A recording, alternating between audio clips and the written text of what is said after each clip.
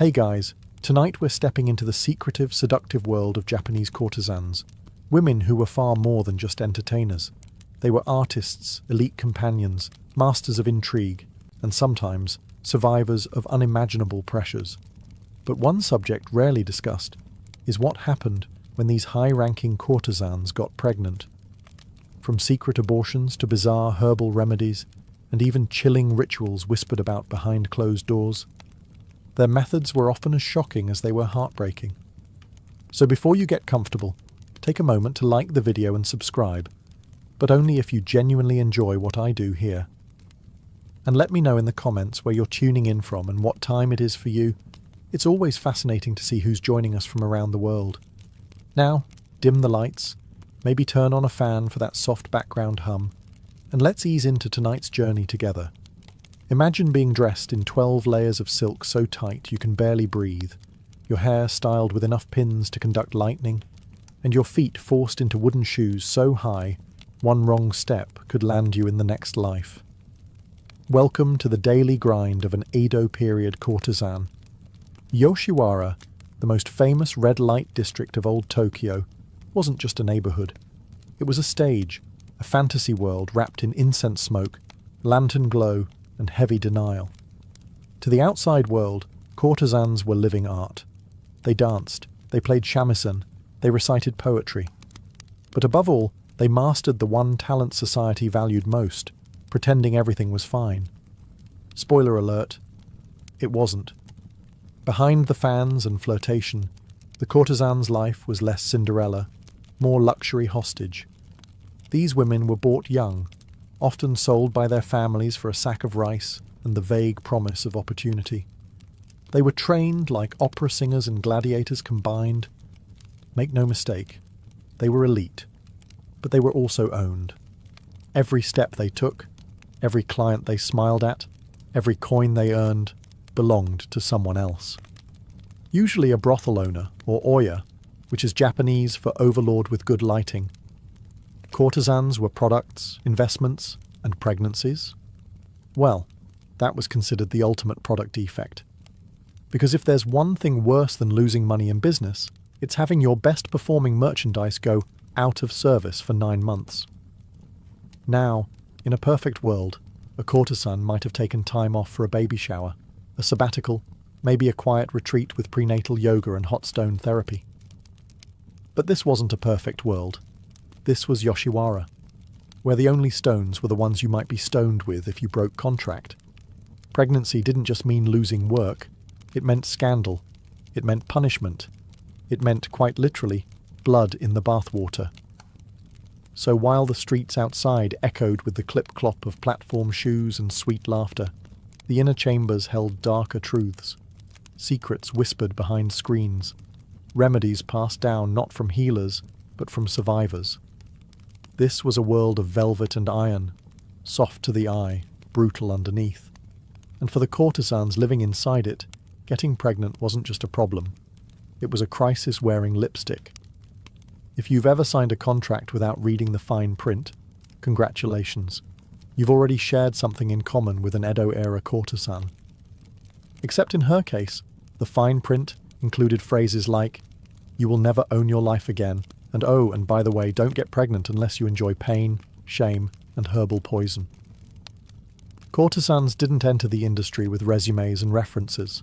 Most were sold into it as girls, sometimes as young as 7, by families who needed money or just didn't want another mouth to feed. It was the 1600s. Netflix wasn't around, so people entertained themselves by selling their daughters and blaming karma. Once inside the brothel, everything came with a price tag. The kimono she wore, debt. The hair oil, debt. The lessons in poetry, tea ceremony, and how to pretend you're thrilled by middle-aged men discussing rice taxes, debt. By the time she was ready for clients, she already owed more money than a failed startup. Now, the contract, and let's use that term lightly, because she had no legal say in it, was basically a glorified leash. It dictated when she slept, who she served, how she smiled, and most importantly, that her uterus remained strictly decorative. Pregnancy? That wasn't in the brochure. And let's not forget the clients, a diverse collection of drunk samurai, emotionally starved merchants, and the occasional poet who thought whispering about cherry blossoms counted as foreplay. These men weren't looking for long-term commitment. Most weren't even looking for eye contact. And if they got a courtesan pregnant, they disappeared faster than your paycheck after payday. Of course, the brothel didn't blame the man. That would be far too progressive. Instead, the woman, the walking investment, was accused of carelessness, as if she had simply tripped and fallen into an accidental third trimester. In some establishments, even the suspicion of pregnancy was enough to get a courtesan reassigned to the bottom rung, the clients with fewer teeth and more complaints.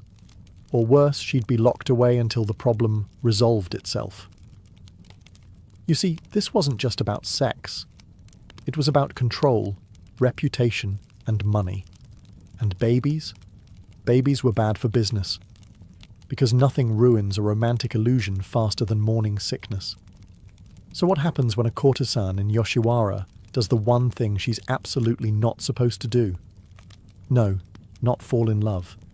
That's frowned upon, but survivable. We're talking about the big one, the moment her stomach starts growing for reasons other than bloat from too much fish soup. Pregnancy. The ultimate plot twist. See, in this elegant, silk-wrapped prison, getting pregnant wasn't a beautiful miracle. It was a career-ending biological betrayal. In modern terms, it was like your iPhone suddenly deciding it wanted to be a toaster. Beautiful? Maybe. Useful? Not anymore. The courtesan's role was to entertain, seduce, and maintain the illusion that every client, no matter how hairy, drunk, or emotionally unstable, was her one true love. A baby? That shattered the fantasy. Suddenly, clients might remember that actions have consequences. And no one's paying premium rates to be reminded they left their real family across town. To the brothel, pregnancy wasn't a matter of health. It was a product malfunction. A courtesan's value depended on her availability. If she's busy gestating a small human, she's not serving tea, singing songs, or flirting with men old enough to be her grandfather. That means she's not making money. Which means the brothel's not making money. Which means someone's going to be very, very angry. There were no sympathy cards, no congratulations on the new arrival banners. Just a lot of whispering behind fans and the looming threat of being demoted from living artwork to unmarketable liability. At best, she might be hidden away until the issue resolved itself, which, let's be honest, is a poetic way of saying, handle it or else. At worst, she'd be thrown out, penniless, with a reputation so tarnished even the low-tier tea houses wouldn't touch her. And the baby? Let's just say, this wasn't exactly a culture built on maternity leave. Pregnancy in the courtesan world wasn't just forbidden, it was feared. Because once it happened, everything changed. The oiran, who was once the glittering centerpiece of the district, became an unspoken warning to the others. A reminder, cloaked in silence and shame, that bringing life into the world might very well end your own. You'd think in a place like Yoshiwara, where secrets flowed more freely than sake, that a little thing like pregnancy might be handled with quiet sympathy and delicate discretion. Yeah, no. The moment a courtesan suspected she was pregnant, a ticking clock started in her head. Not toward motherhood, but toward ruin. And make no mistake, she was on her own. There were no best friends rushing over with comforting words and pickles. There were no spa days or maternity massages. There were just paper walls, fake smiles, and a whole lot of lying. Everything became a covert operation. Morning sickness? Blame it on bad shellfish. Fatigue? Just a little tired from dancing all night, haha. Missed cycle? Oh, you sweet summer child. Don't ever say that out loud. Beneath the surface-level glamour of painted faces and elegant kimonos was a parallel world of whispers, hushed rituals, and quiet panic. Courtesans shared remedies in code, passed down like haunted family recipes. Try the tea with 3 leaves, not 5. 5's for headaches. 3's for, well, you know. Even the act of checking if you were pregnant had to be done in secret. Some girls became experts at reading their bodies like they were decoding enemy messages. A missed period could mean anything, right? Stress, diet, Mercury being in retrograde, or, as it was known in the Edo period, we pissed off another god again. And if you were certain, that's when the real performance began. You still had to work, still had to flirt, still had to endure being pawed at by clients who definitely caused this in the first place, without them ever suspecting a thing. It was emotional espionage in high heels. Some courtesans even altered the way they walked to hide changes in their body. They'd tighten their obi belts just a little more, risk fainting rather than showing the slightest bump. Vanity? No. Survival. And of course all of this had to be done while still being enchanting, because heaven forbid your emotional distress interrupt someone's evening of purchased romance. Beneath the layers of silk and powdered faces were women quietly waging war against their own biology, and against a world that demanded perfection but offered no grace. And it all had to stay hidden. Because once the secret got out, the kimono wasn't the only thing that could come undone. Let's talk tea. Not the kind you sip while gossiping about your neighbour's suspicious new kimono. No, this tea had a very different purpose. One that came with cramping, bleeding, and the faint possibility of death. Welcome to the courtesan's secret weapon, herbal abortion brews. Because when you couldn't exactly stroll into a pharmacy and ask for one discreet termination, please, you turned to Mother Nature and hoped she was in a merciful mood. The most infamous players in this deadly tea party? Mugwort, safflower, and kanzo, otherwise known as licorice root, which sounds innocent until you realise it was taken in horrifying doses that could make your uterus flip a table. These weren't your garden variety sleepy time teas. These were brewed like potions from a grim fairy tale, steeped long, taken hot, and chugged down in desperate gulps while praying to every god and ancestor you could remember. Did it work? Sometimes. Did it also destroy your insides, induce hallucinations, or give you a fever that felt like a preview of the afterlife? Also yes. The recipes varied. Some were passed between courtesans like coded scrolls. Add ginger if you want it to act faster, one might say. Don't use too much safflower or your skin will start to burn, another might whisper. It was part science, part superstition, and entirely unregulated disaster. The worst part? You had to keep working the whole time. Imagine entertaining clients, smiling sweetly, making small talk about moonlight and cherry blossoms, all while bleeding internally and hoping this was the cup that did the trick. And if the tea didn't work? Well, that just meant it was time to move on to the next method. Because in this game, there were no do-overs, just a terrifying ladder of solutions, each one darker than the last. For some, the herbal tea was enough. For others, it was just the opening act in a play titled, "Please Don't Let the Brothel Find Out." But the truth was clear. In the pleasure quarters, even something as innocent as tea could become a lethal gamble. And when your life is held together by silk, smiles and secrets, one wrong sip could unravel everything. If the tea didn't work, and let's be honest, herbal roulette wasn't exactly foolproof, there was always another option. More hands-on. Enter the midwives.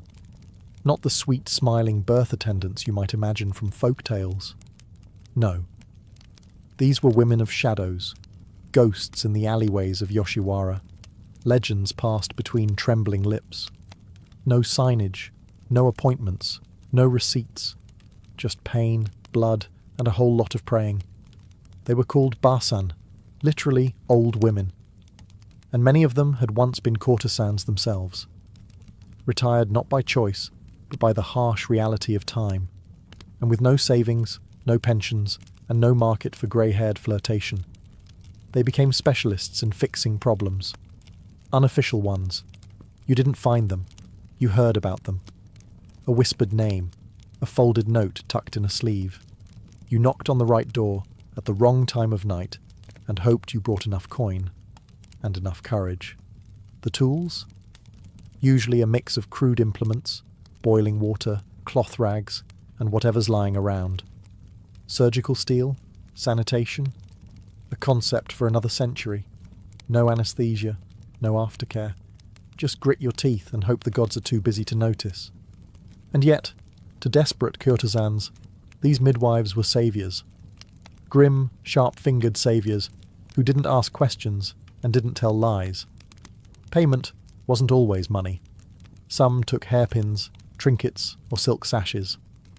One story tells of a midwife who accepted a rare perfume bottle in exchange for silence, then wore it daily like a war medal. The risk? Enormous. Infection, hemorrhaging, permanent infertility, or worse. Many girls never returned to the brothel. The official explanation? She caught a fever. The unofficial one? She caught reality with both hands and didn't survive it. If something went wrong, there was no legal recourse. After all, what could you tell the authorities? "Hello, officer. I illegally sought an abortion while working in a government-regulated sex district. Could you please arrest me last?" These midwives were the final stop before ruin or exile. No training, no ceremony, just candlelight, trembling hands, and the hope that today, death wasn't charging full price. And somehow, even in this world of blood and fear, trust was forged. Between the broken and the ones who helped them break in silence. In most cultures, a hot bath is a symbol of peace, relaxation, a little self-care after a long day of pretending to like your job. But in the world of Edo period courtesans, a hot bath could mean something far more sinister and far more permanent. Welcome to the boiling bath method, a home remedy that promised to take care of the problem by turning your womb into a sauna from hell. The idea was simple. Soak in a bath so hot, your body would forcibly reject the pregnancy. Think of it as a spa day, designed by a sadistic herbalist with a grudge against reproductive health. The method was whispered about in hushed tones behind paper screens. "Stay in until you feel dizzy," they'd say. "If you faint, it's working." Medical advice at its finest. Some girls added special herbs to the water. Mugwort again, of course, because apparently that plant was the Swiss Army knife of uterine sabotage. Others drank sake beforehand, because why not combine internal poisoning with external overheating? It was dangerous. Extremely dangerous. You weren't just risking the pregnancy, you were risking your own life. Scalding burns, shock, heat stroke. There are accounts of women fainting mid-bath and being dragged out unconscious, only to die quietly in some hidden room while the brothel continued its evening business. Nothing ruins a client's mood like stepping over a corpse on the way to his sack tray. And yet, the method persisted, because it was fast, cheap, and relatively discreet. No tools, no midwife, just water, willpower, and a very high pain tolerance. The courtesans were told to breathe through the pain, to stay calm, to keep quiet, even while their bodies boiled from the inside out. Also, the brothel wouldn't lose its best moneymaker. Because nothing screams customer service like telling a girl to self-harm quietly in the back room. If the bath worked, the pregnancy ended. If it didn't? Well, there were always darker options. In a world where a baby could cost you your status, your contract, or your life, a near-fatal bath wasn't extreme. It was just another Tuesday. When herbal teas failed and boiling baths didn't quite do the trick, courtesans turned to another time-honoured technique in the ancient art of pretending everything's fine. Tight binding. The idea? If you wrap your abdomen tightly enough, maybe, just maybe, you can squeeze the baby out of existence. Or at the very least, hide it long enough to avoid a scandal and a demotion to the drunk uncles and smelly merchants clientele tier. Enter stomach binding. Known as harobi, it was basically a DIY womb corset. Long strips of cloth were wrapped again and again around the lower torso until the courtesan resembled a very glamorous sushi roll, one holding in something she desperately didn't want to deliver. Of course, there were problems. Minor things, like breathing, and digestion, and that pesky little issue of internal organ compression. But in the pleasure districts, comfort was always optional. Image was everything. Some courtesans bound themselves so tightly they could barely sit down, let alone dance, pour tea, or carry on a conversation about the beauty of the cherry blossoms. But they did it anyway, because a visible pregnancy was social suicide. And in Yoshiwara, appearances weren't just maintained. They were enforced. The courtesans became experts at posture control. Standing up straight wasn't about elegance. It was about keeping pressure on the womb. Slouching meant loosening the bind. Loosening the bind meant discovery. Discovery meant doom. Some even slept with the binding still on, as if constricting their midsection 24/7 would convince the fetus to rethink its life choices and quietly back out. It didn't, of course, and binding didn't stop the pregnancy. At best, it delayed the reveal. At worst, it caused complications. Ruptured tissues, dizziness, fainting, internal bleeding. But none of that mattered when the alternative was losing everything you'd bled and smiled and danced to build. It wasn't about comfort. It wasn't even about safety. It was about survival and illusion. Because in the world of Japanese courtesans, the belly must remain flat, the smile serene, and the truth tightly wrapped beneath layers of silk and shame. Even if what you're really hiding is heartbreak. At some point, you have to admire the creativity. Because when teas, baths, and body wrapping failed to correct the issue, courtesans sometimes turned to the most comforting thing available in any crisis: food. And not just any food, rice balls soaked in sake. Yes, fermented rice, wrapped lovingly in cloth and consumed in hopes that it might dissolve an unwanted pregnancy like yesterday's gossip. The logic? Dubious. The desperation? Very real. Folklore whispered that vinegar, sake, and certain fermented foods had weakening effects on the womb.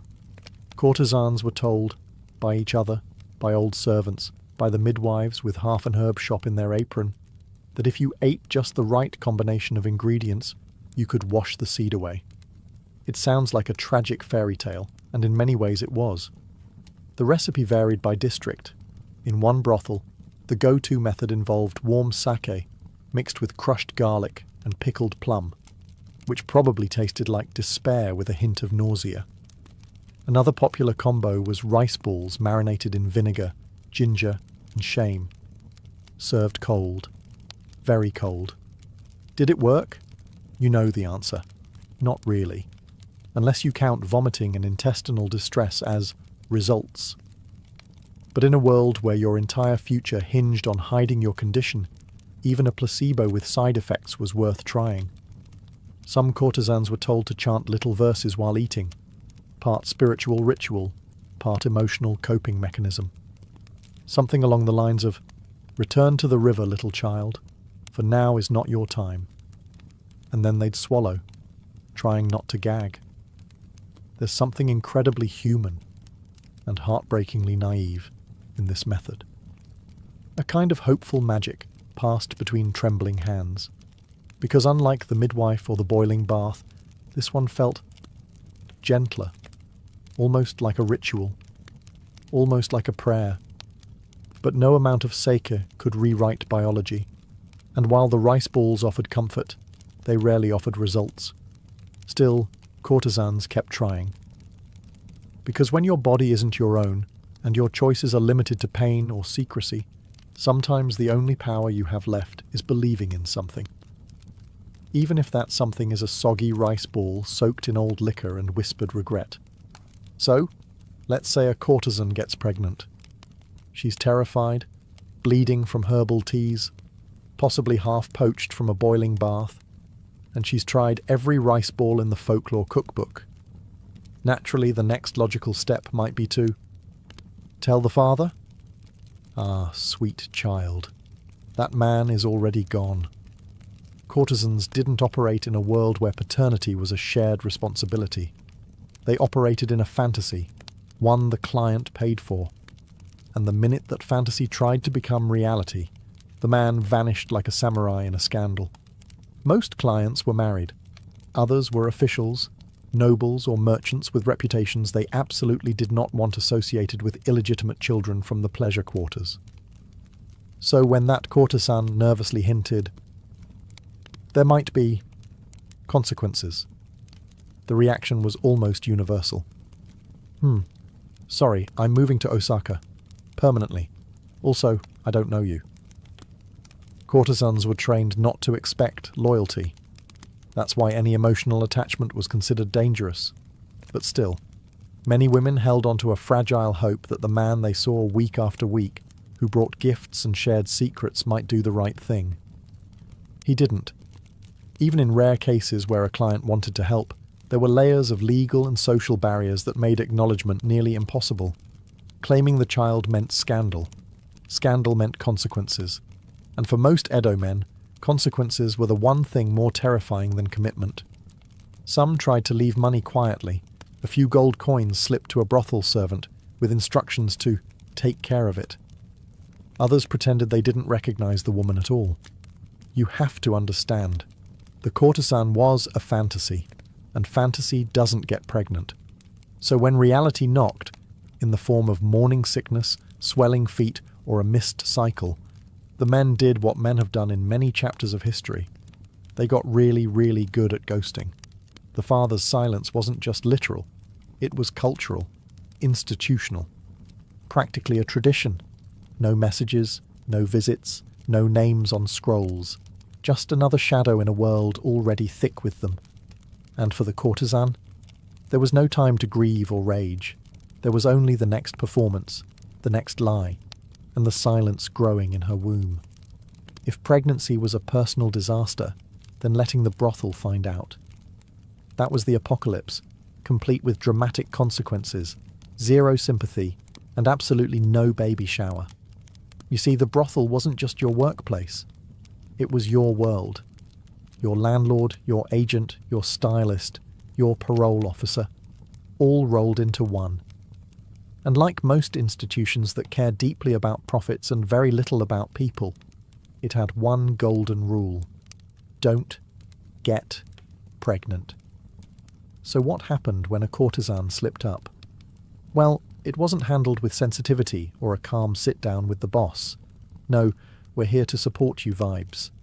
Just a lot of side-eye, passive-aggressive fan-snapping, and the looming sense that you were about to be thrown under the gilded bus. The moment the suspicion arose, maybe you were walking a little slower, eating a little less, or just existing too carefully, the whispers began.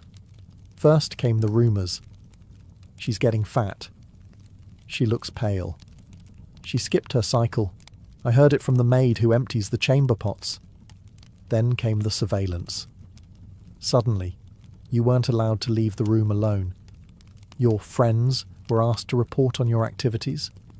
You were given less work, not out of compassion, but because they were prepping your replacement. And finally, if they were sure, punishment. Now, this varied depending on the brothel's mood, status, and general appetite for cruelty that day.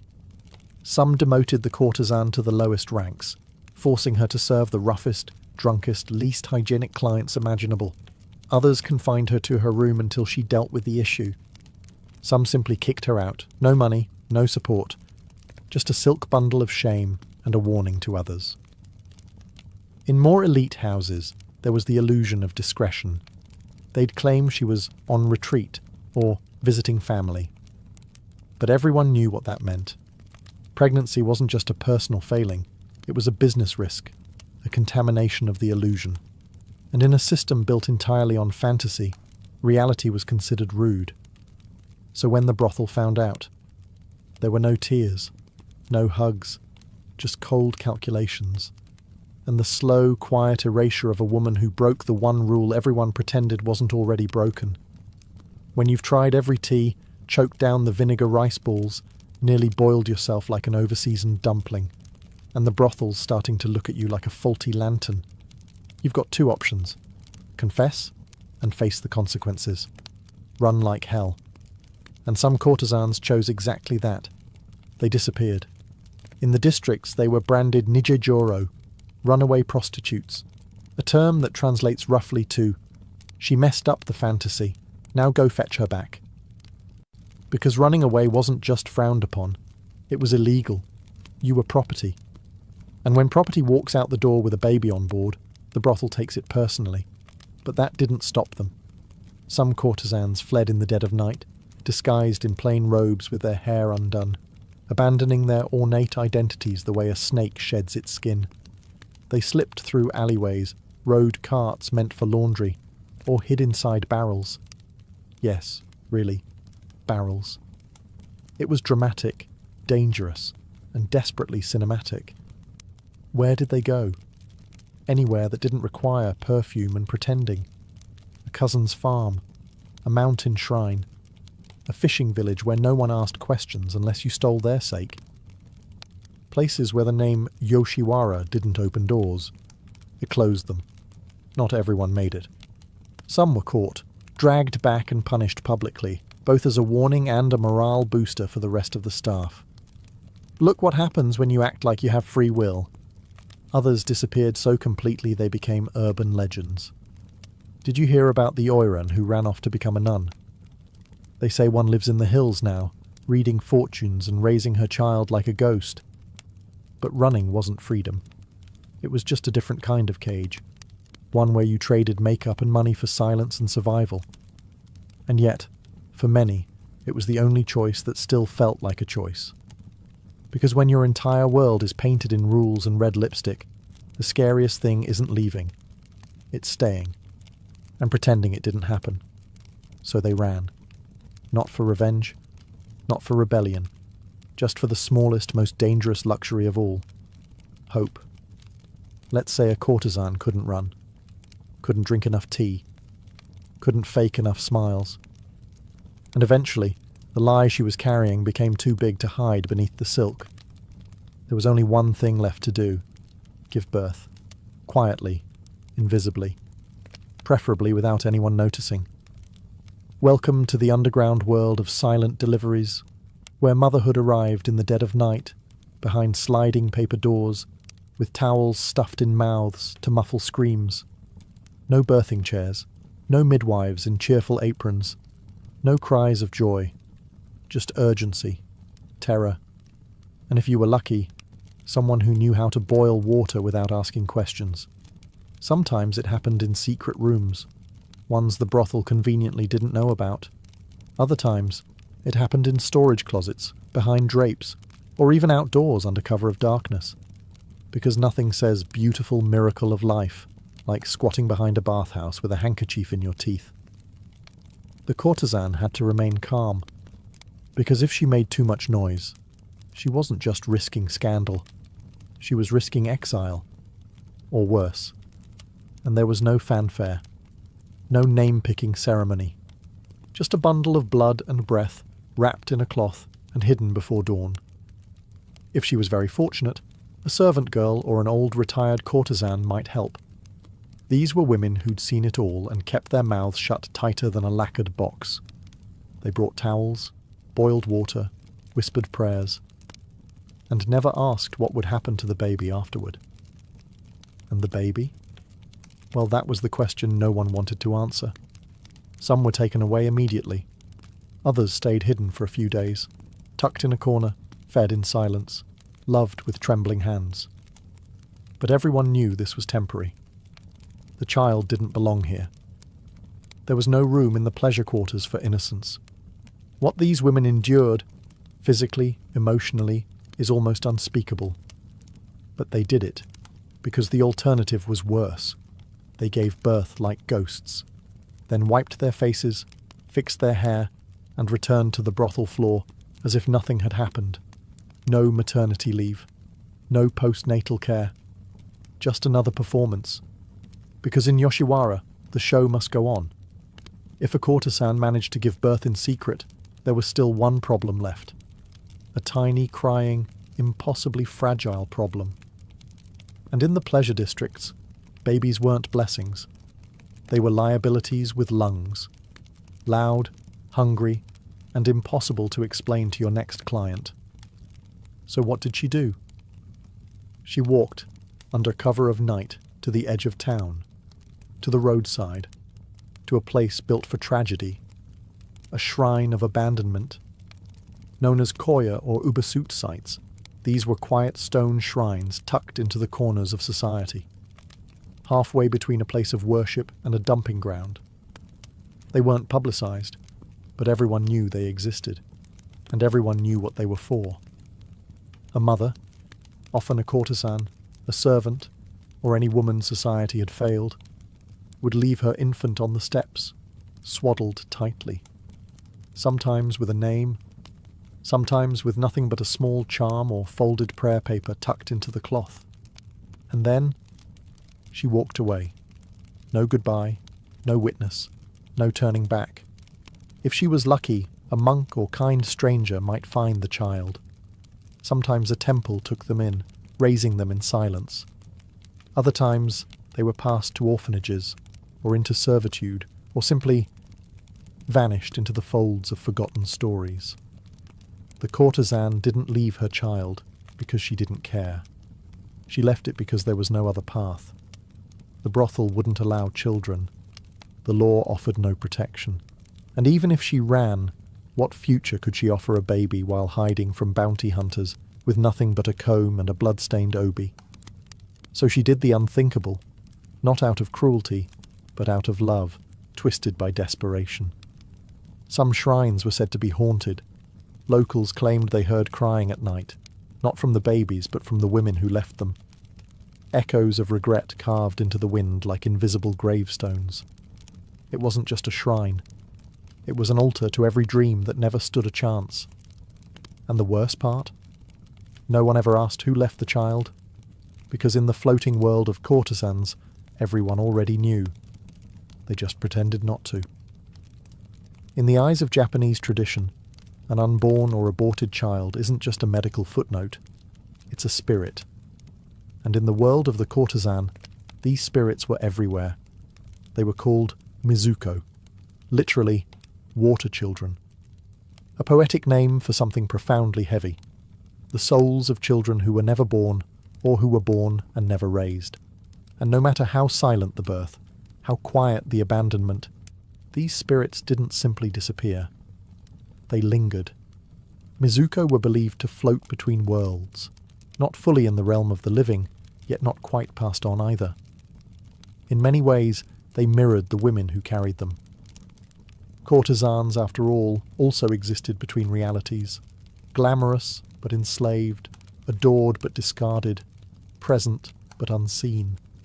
And so a strange kinship formed, one ghost carrying another. Some women were haunted, not just emotionally, but spiritually.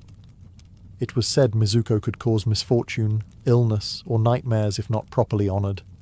And the courtesans, who had no freedom in life, sought freedom for their unborn, in death. That's where the Mizuko Kuyo came in.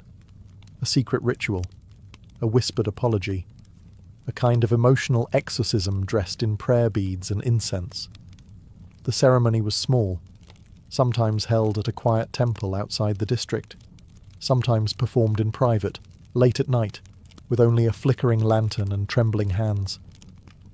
Offerings were left, baby toys, flowers, little red bibs tied around Jizo statues, the Buddhist guardian of children and travellers. Courtesans couldn't raise their children, but they could ask the gods to protect them. It was the only parental act they were allowed, and it was heartbreaking.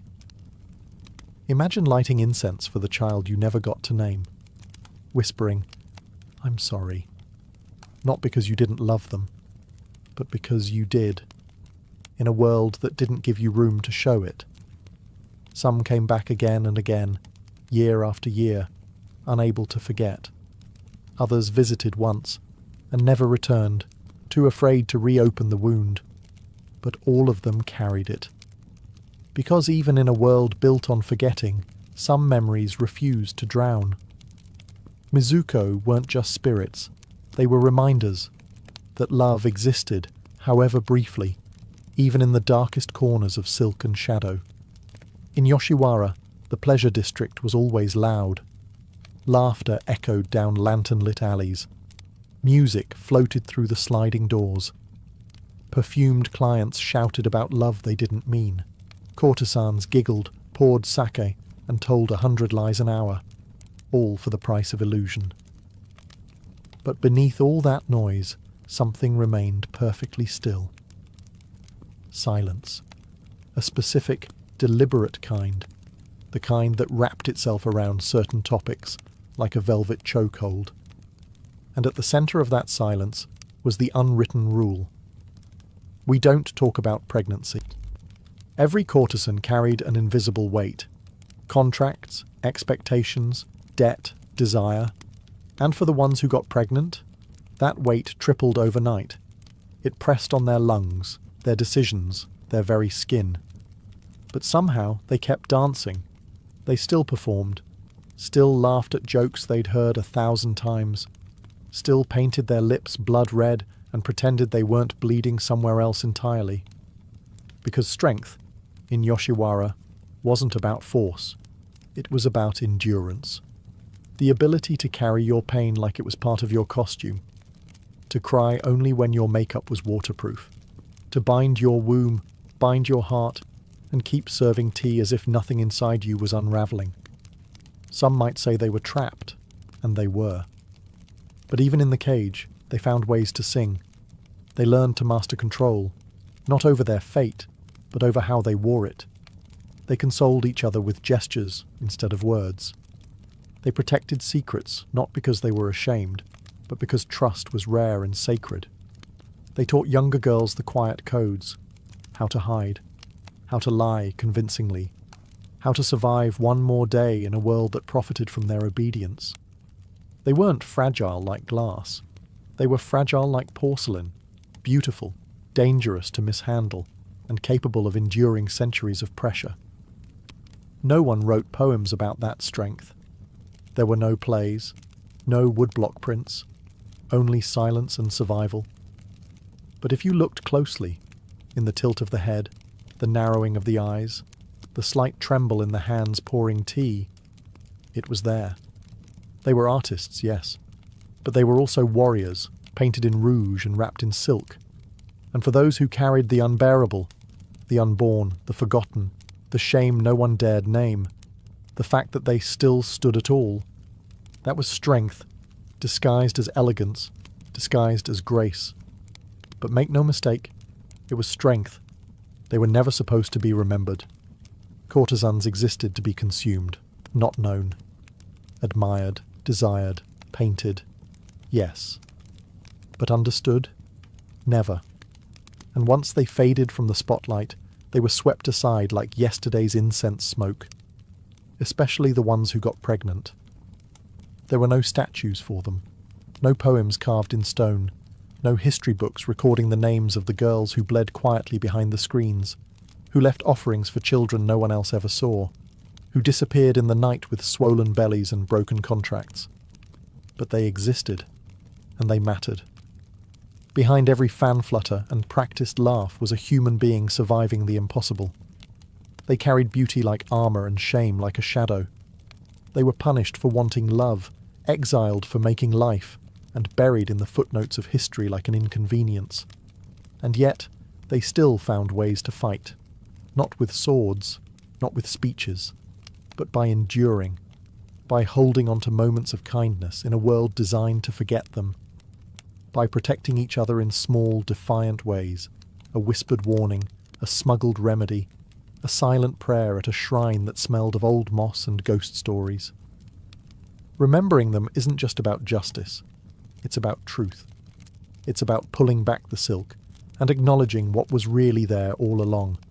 The heartbreak, the resilience, the quiet rage of women forced to choose between survival and self. They weren't weak. They weren't shameful. They were trapped in a system that commodified their bodies and criminalized their humanity. And still, they endured. Some are honoured only by the red bibs on weathered Jizo statues. Some are remembered in the aching melodies of old shamisen songs. Most are unnamed, unheard, and unseen. But tonight, we remember them. Not just the courtesans they were trained to be, but the mothers they were never allowed to become, the daughters sold too soon, the women who survived the unspoken war inside the brothel walls. They lived in the shadows, but that doesn't mean they should stay there. Whoa. It didn't start with a bang. No, the moment that would transform the American West forever came quietly, as soft as the flow of the American River itself. It was January 24th, 1848. James W. Marshall, a carpenter overseeing the construction of a sawmill for a man named John Sutter, was inspecting the tail race, the ditch that allowed water to flow away from the wheel. The water was rushing a little too fast. Rocks had shifted. The soil needed clearing. Then he saw it. A flicker. A flash. A yellow gleam in the muddy shallows. Gold. He picked it up, rolled it between his fingers, bit it, because that's what people did in those days to check if wealth had actually arrived. He showed it to a colleague, then to Sutter. And Sutter, upon realizing what this meant, didn't cheer. He didn't celebrate. He panicked. Because Sutter had a dream, an empire of agriculture, peaceful, profitable, and utterly not filled with treasure hunters. A gold rush would bring chaos, squatters, thieves, land disputes. And it did, just not right away. You see, for a short moment, they managed to keep it quiet. A secret fortune, a private revolution. That moment didn't last. Within weeks, whispers echoed across saloons and trading posts. By spring, sailors in San Francisco were abandoning their ships mid-voyage. Entire towns emptied overnight. Men ran from jobs, from homes, even from families, all chasing a river-born dream. What began as a fluke on the edge of a sawmill would ignite the single largest mass migration in American history. Gold fever was airborne, and no one was immune. By the time word reached the East Coast and trickled across oceans to China, Chile, and Australia, it was too late. California was no longer just a distant frontier. It was an obsession. And all because one man saw a glimmer in the dirt. It wasn't the first time gold had been found in America, but it was the first time it rewrote the future overnight, because this wasn't just a discovery, it was a spark, and everything was about to catch fire. By the time 1849 arrived, California was no longer a distant rumour. It was a magnet, and the world was iron. Tens of thousands of people, mostly men, were on the move. From New York to New Orleans, from London to Lima, from Canton to Cape Horn, the rush had begun. They came on foot, by wagon, through blistering deserts and over ice-choked mountains. They came on ships that rounded the tip of South America, months at sea, just for the chance at a golden miracle. They were dreamers, desperate men, adventurers, crooks, widows in disguise. Entire ships were abandoned in San Francisco's bay, their crews running inland with shovels and gold pans. Some called it madness, others called it destiny. By the end of that single year, California's population exploded from barely 15,000 to over 90,000. San Francisco ballooned from a sleepy port to a wild, chaotic boomtown. Streets were lined with tents, gambling halls, and hastily thrown together wooden shacks. The sound of hammers and pickaxes filled the air, competing with music, shouting, and gunfire. There were no banks, no law, no plumbing, just gold fever and the insanity that came with it. They called themselves the 49ers. Most arrived poor, sunburned, and covered in dust. They carried little more than blind hope and crude tools. Few had mining experience. Even fewer would strike it rich. But the dream was powerful enough to erase the odds. One man might dig for months and find nothing. Another could stumble upon a sparkling nugget the size of a walnut and suddenly be rich beyond imagination, at least until he lost it all in a drunken poker game. And still, they came. Every wagon that creaked westward carried more than tools. It carried ambition, desperation, and a fierce belief in reinvention. That out here, past the edge of everything, a man could become something new. 1849 wasn't just a year, it was a breaking point. And it reshaped not only California, but the very idea of America, a nation now obsessed with movement, with fortune, and with the myth that the next shovel full of dirt might change everything. When the gold came, the towns followed, almost overnight. A miner struck it rich near a stream, word got out, and suddenly hundreds of tents popped up like mushrooms after a storm. Within weeks, the tents turned to timber shacks. A saloon opened, then 2, then 10. A blacksmith arrived. Maybe a newspaper, a gambling hall. And just like that, a town was born. They called them boom towns because they didn't grow. They exploded. Places like Hangtown, Whiskey Town, and Rough and Ready weren't built on urban planning. They were built on adrenaline and blind hope.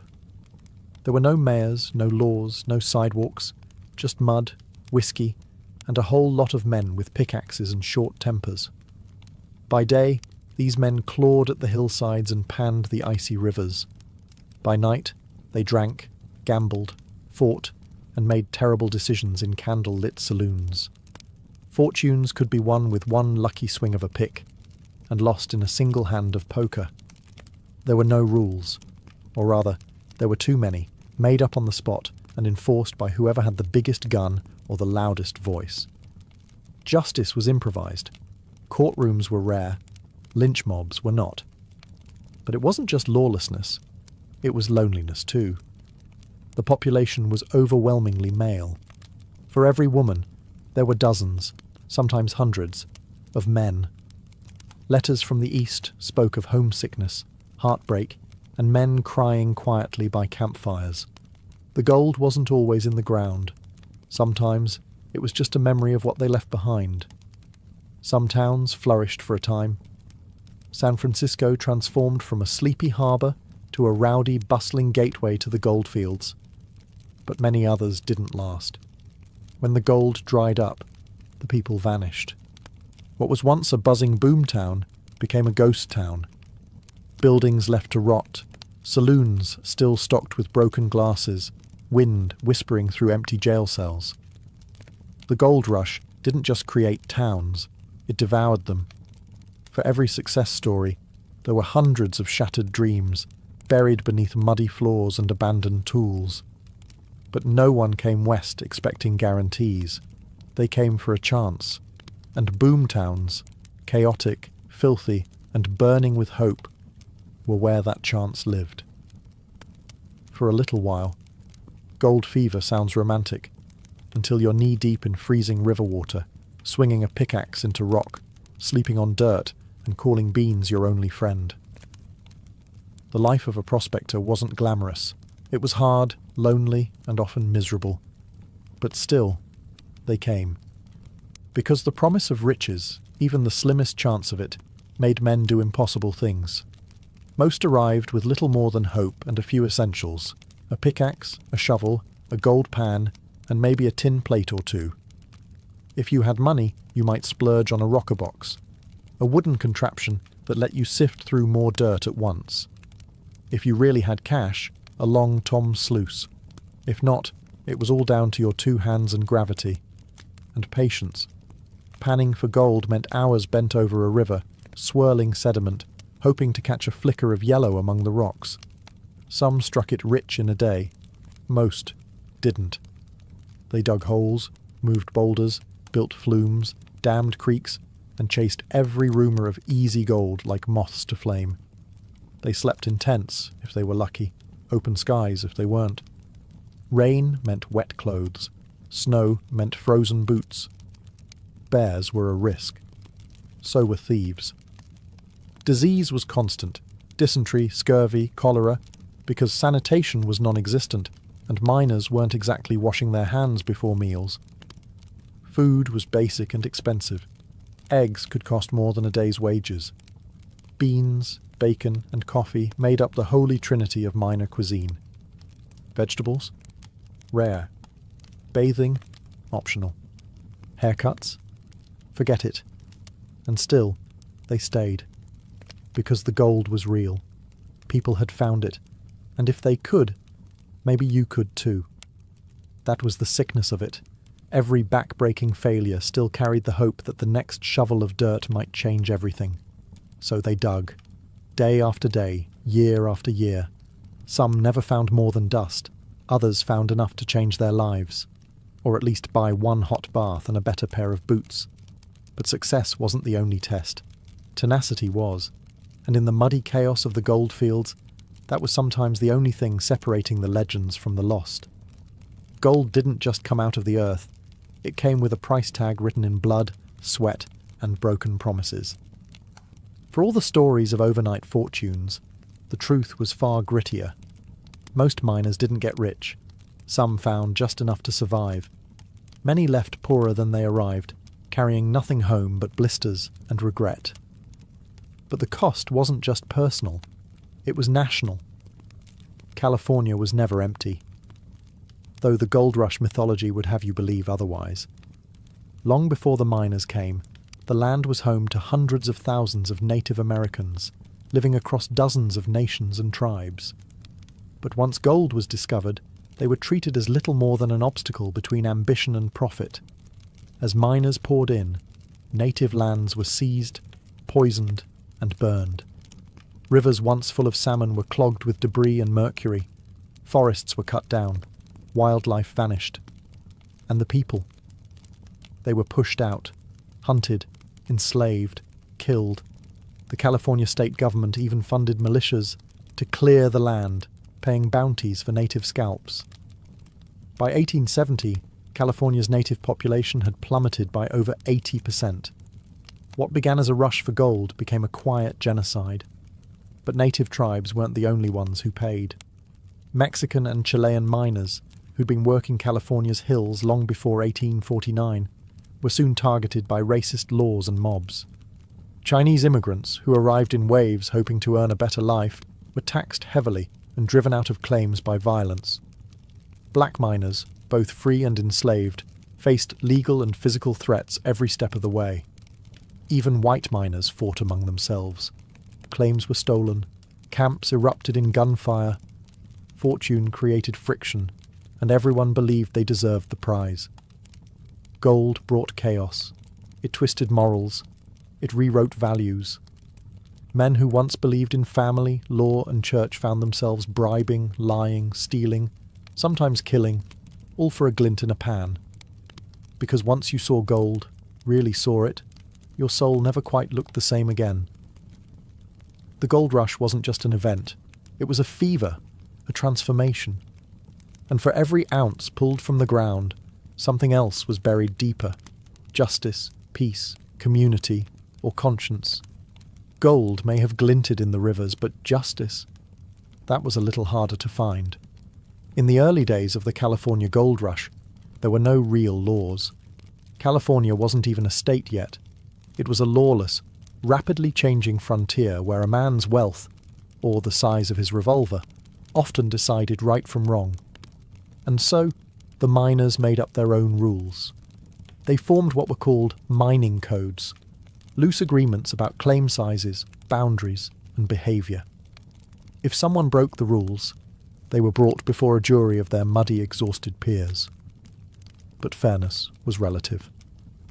He stole my shovel, might get you a warning. He found a nugget on my land, might get you hanged. Yes, hanged. Vigilante justice became the norm. There weren't enough sheriffs, so towns formed vigilance committees. These were self-appointed enforcers, quick to punish and rarely interested in trials. Suspects could be whipped, run out of town, or tied to a tree with a rope around their neck, often without evidence. And saloons. They weren't just places to drink. They were courtrooms, gambling halls, and sometimes execution grounds. A drunken insult could escalate into a shootout. A lost card game might end in murder. Gunsmoke and lawlessness danced side by side beneath swinging lanterns. Theft was rampant.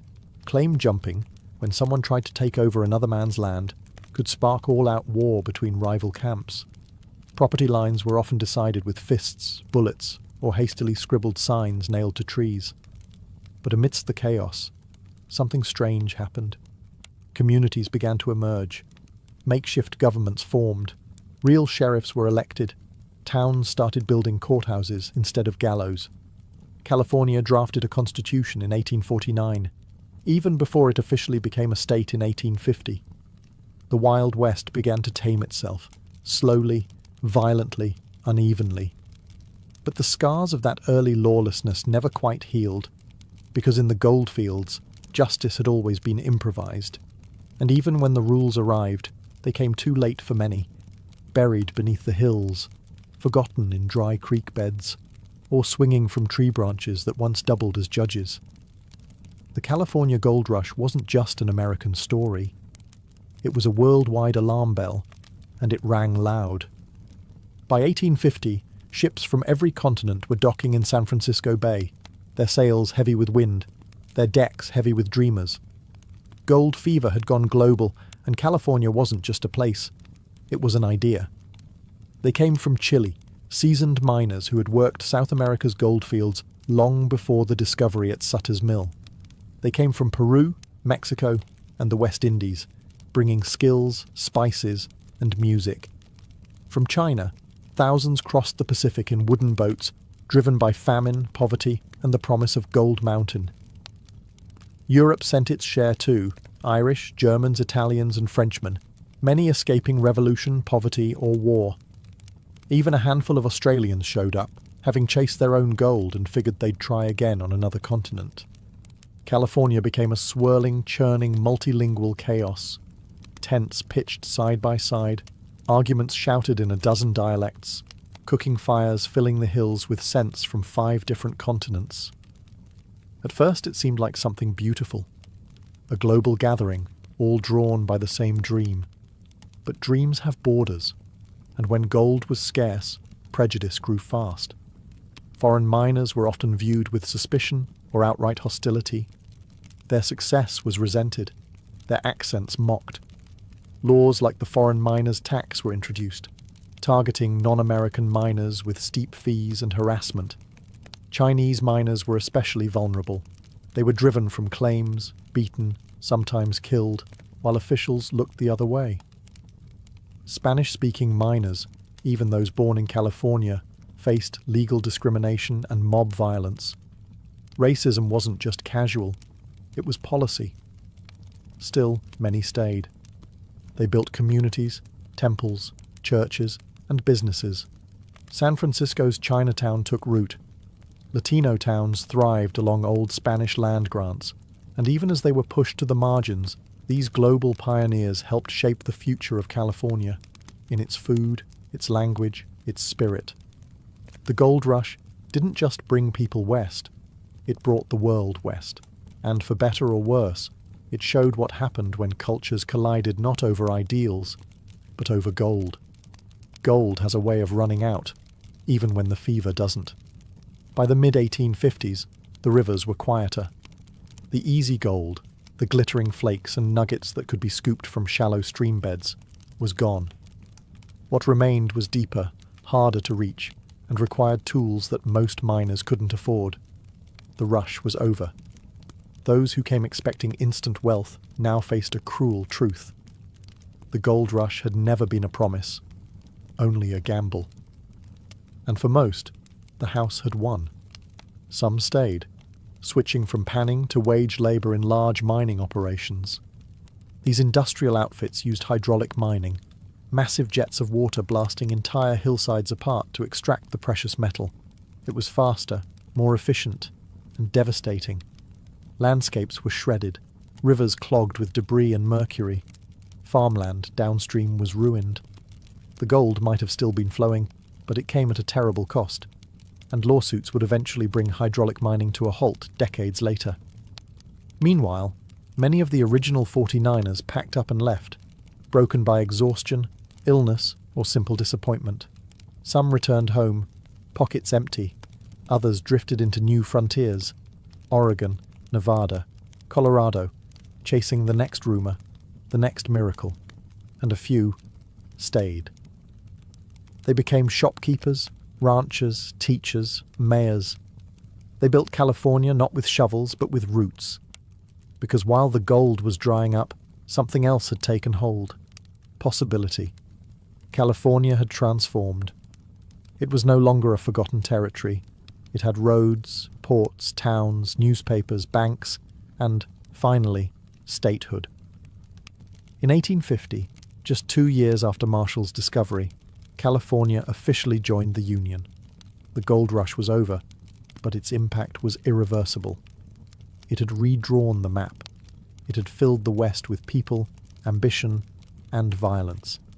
It had shattered indigenous populations, transformed the economy, and turned a sleepy frontier into a symbol of American reinvention. What began with a sparkle in a river ended with an empire in motion. And while the miners moved on, California stayed gold, not just in its hills, but in its legend. Because sometimes the greatest treasure isn't what you dig up. It's what you build after the digging ends. The gold rush ended, but its echo never stopped. Even today, nearly 2 centuries later, California still wears the gold rush like a second skin. Its nickname? The Golden State. Its motto? Eureka.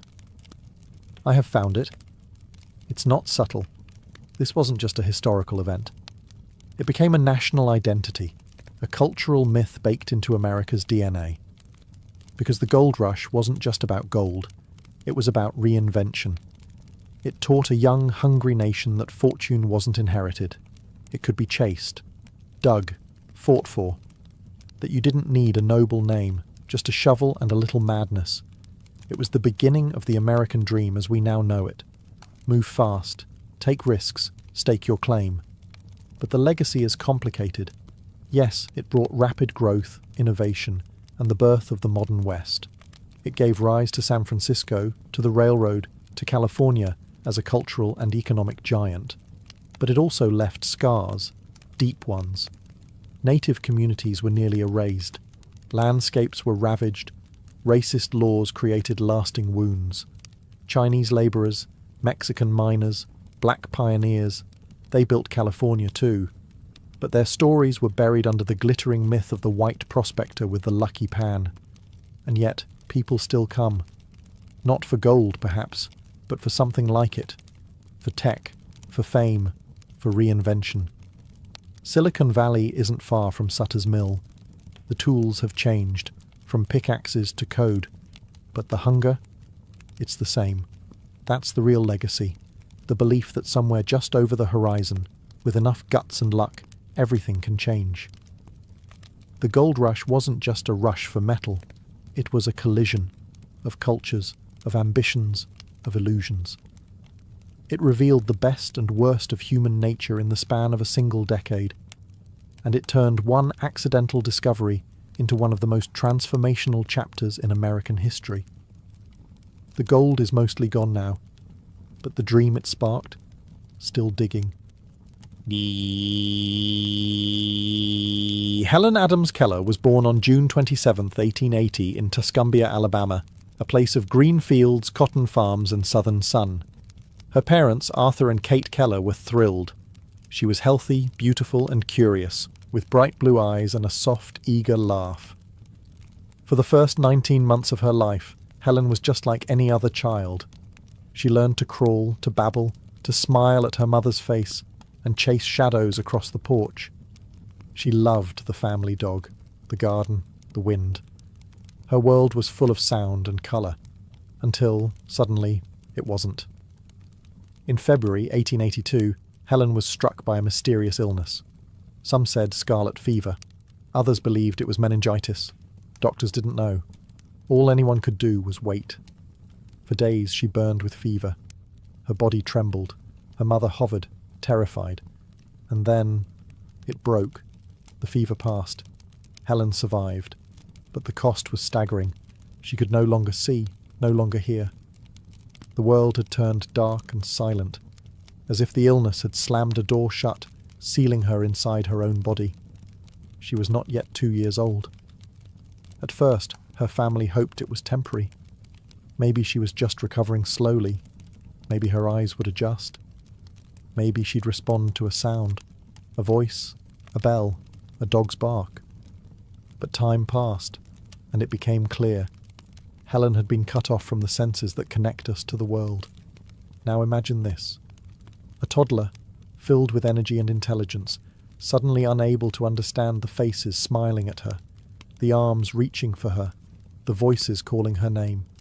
She had no language, no symbols, no way to express what she wanted or what she feared. Frustration filled the silence. Rage followed. She learned to mimic actions, to open doors, to nod or shake her head, but not meaning. Her world was texture, vibration, smell, and inside her, a storm brewed. By the age of 5, Helen Keller was described as a wild child, intelligent, strong-willed, and completely unmanageable. She would scream, kick, and even hit those around her, not out of cruelty, but desperation. She was locked inside her own mind, and no one knew how to reach her. Not yet. By the time Helen Keller was 5 years old, the cheerful toddler who once played in the garden had become something else entirely. Untamed. Imagine being locked in total darkness. No sound, no sight, no language. Just raw sensation and confusion. For Helen, life had become a blur of textures and instincts. She had no words to express hunger or fear, no way to understand comfort or discipline. So she lashed out.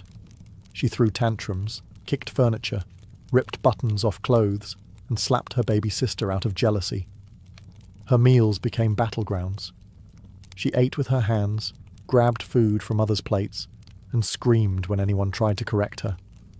Her moods could swing from laughter to rage without warning. The Kellers didn't know what to do. Their daughter was intelligent, that much was obvious. She had figured out routines, learned how to open doors, unlock cabinets, even mimic household tasks. But her intelligence made her defiance more dangerous. Her parents were exhausted. Relatives whispered that she belonged in an asylum. Her mother, Kate, refused to give up. She began writing letters, searching for help, not just from doctors, but from anyone who might know how to reach a child like Helen. The trail led them to Alexander Graham Bell, who, aside from inventing the telephone, was also deeply involved in education for the deaf. Bell didn't have the solution, but he had a suggestion. He pointed them toward a school in Boston, the Perkins Institute for the Blind. And at that school, a young woman was recommended to travel south and meet the Kellers. Her name was Anne Sullivan. She was just 20 years old, visually impaired herself, poor, fiercely determined, and completely unprepared for the storm she was about to walk into. When Anne arrived in Alabama in March 1887, she was greeted by a bright, beautiful child, uncombed hair, wild eyes, a mischievous grin, and a scream that could shatter windows. Helen Keller wasn't cruel. She was trapped. The world had shut its doors, and she was pounding on them with everything she had. Anne Sullivan had one job: open the door. And nothing, not rage, not silence, not blindness, was going to stop her from trying. March 1887. Tuscumbia, Alabama. A young woman named Anne Sullivan had arrived, determined to teach the unteachable. She moved into a small cottage on the Keller property, taking Helen away from the main house, away from indulgence, distraction, and pity. Anne's method was radical: structure, discipline, and above all, language. But how do you teach language to a child who doesn't hear words or see letters? Anne began by spelling them into Helen's hand, one letter at a time, using the manual alphabet used by the deaf. D-O-L-L, she would sign into Helen's palm as she handed her a doll. Helen copied the movements. She was smart, curious, but to her it was just finger play. Motions with no meaning. She could mimic 100 signs and still not grasp that things had names. Anne was relentless. She spelled the names of everything Helen touched: cake, mug, spoon, water, bread, key. But the child didn't connect them. There was no concept yet. No understanding that the shapes in her palm represented the world around her. Then came April 5th, 1887, a day etched into history. Anne took Helen to the water pump outside. In one hand she placed Helen's fingers under the flow of cool water. With the other she spelled into her palm, W-A-T-E-R. Again and again. Water splashing, fingers moving. W-A-T-E-R. Suddenly, Helen froze. The chaos inside her calmed. Her face lit up with wonder. She dropped the mug. She touched the ground. Anne spelled earth. She touched the pump. Anne spelled pump. She touched Anne's dress, her face, her own hand. She had gotten it. For the first time in her life, Helen Keller understood that everything had a name, and that words could be touched, felt, learned. That single moment shattered the walls that had imprisoned her since infancy. A door had opened, and Helen, once locked in silent darkness, had found her way through. By nightfall she had learned 30 words. She would go on to learn thousands. But that was the moment the silence broke, and the world, for the first time, had meaning. Once Helen understood that words had meaning, there was no going back. The door had opened, and now she wanted to run through it. Her mind, starved for years, devoured everything Anne offered. Nouns, verbs, adjectives. She wanted to name the entire world. Every object, every sensation, every emotion. Nothing was too small, too abstract, too complex. Anne could barely keep up. She taught Helen using real-world experience. They walked through gardens, touched flowers, leaves, bark, soil. Helen learned the word flower by feeling a rose, tree by hugging its trunk, storm by standing in the rain. And she didn't just want to know what things were. She wanted to know why they were. She asked deep philosophical questions. What is love? Where does the sun go at night? Why do people cry? This wasn't memorization. It was awakening. She also began to understand manners and morality. Not just yes and no, but right and wrong. Anne spelled stories into her hand, biblical parables, Aesop's fables, poems, fairy tales. Through these, Helen learned about kindness, selfishness, generosity, justice. Language wasn't just power, it was freedom. Helen even began writing her first simple sentences using a special slate with raised lines. Each word she spelled made her feel more human, more seen. The frustration that had once driven her to scream and break things had transformed into purpose. But none of this happened by accident. Anne Sullivan worked tirelessly, often 16 hours a day, to unlock Helen's potential. She wasn't just a teacher. She was translator, mentor, protector, best friend. The bond between them was deeper than family, closer than blood. Anne had once called herself half-blind and unwanted. Now she was shaping one of the most remarkable minds in history, and the world began to notice. Newspapers started publishing stories about the miracle child in Alabama, the deaf-blind girl who was now reading, writing, learning faster than anyone believed possible. Helen's hunger wasn't slowing down. If anything, she was just getting started. Because now that she had a voice, even if it came through fingers, she wanted to speak to everyone. And one day soon, she would. By the age of 10, Helen Keller had already defied expectations. She could read Braille, write full sentences, and communicate rapidly through fingerspelling. She devoured books, memorized poems, and debated complex ideas with her teacher Anne. But it wasn't enough. Helen didn't just want to communicate. She wanted to speak. The idea seemed absurd. She was both deaf and blind. How could she possibly learn to form words she had never heard, shaped by sounds she had never experienced? But Helen wasn't asking for permission. She was asking for instruction. So in 1890, her family sent her to the Horace Mann School for the Deaf in Boston. There, she met Sarah Fuller, a dedicated speech teacher, who agreed to try the impossible. The method was tactile. Helen placed her fingers on Sarah's lips, cheeks, and throat as she spoke. She felt the vibration of sounds, the shape of the mouth, the movement of the tongue. Then, slowly, painfully, she began to mimic them, letter by letter, word by word. She practiced endlessly, forming syllables in front of mirrors, feeling her own face, repeating each sound dozens of times. Her first word was it. Next came is, I, have. Small steps, giant courage. It wasn't easy. Her voice was difficult to understand at first. Even those closest to her struggled to make out her words. But Helen kept going, because to her, speech was freedom on another level, a bridge to the world she had never truly entered. And every day, her pronunciation improved. Anne was by her side through every attempt, encouraging, correcting, celebrating. Together, they turned what seemed like a miracle into a method. By 12, Helen could speak full sentences.